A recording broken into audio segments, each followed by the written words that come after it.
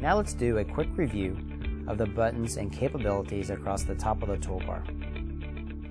From left to right, we have the Hang Up button, which will disconnect the call, the Chat button, which would allow me to send an instant message if the FAR recipient was a CMA desktop, the Mute button, which will mute my local audio, the Volume, which will increase the volume I am hearing from the FAR site, the USB camera selection, which will allow me to choose multiple devices connected to the computer, the Content button, which will allow me to send content to the FAR participant, the PIP button, which will allow me to turn on and off the local preview, Full Screen, which will take the video call to a full screen mode on the computer screen, Far In Camera Controls, which will allow me to far in, pan, tilt, and zoom that capable camera, and then finally the Tone Pad, which will allow me to send tones to items such as an MCU.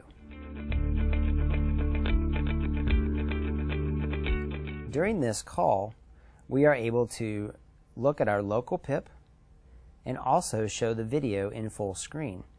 By simply clicking this black button centered here, we can go into a full screen mode and view the participant from a more relaxed position.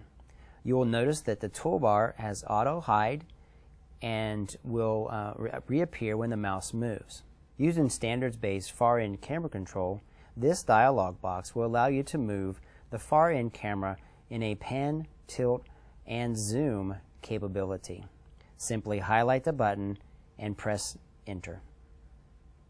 The Tone Pad is used in many situations that require the sending and receiving of a DTMF tone. An example of that would be a MCU resource asking for a conference ID.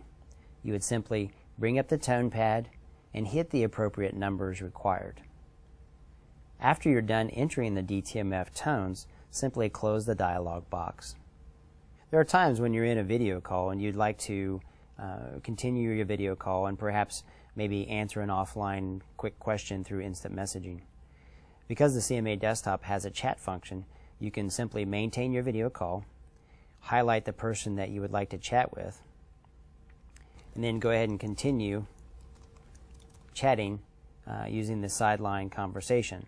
This sideline conversation is not exposed to the video call, but simply is another tool at your use while in a call.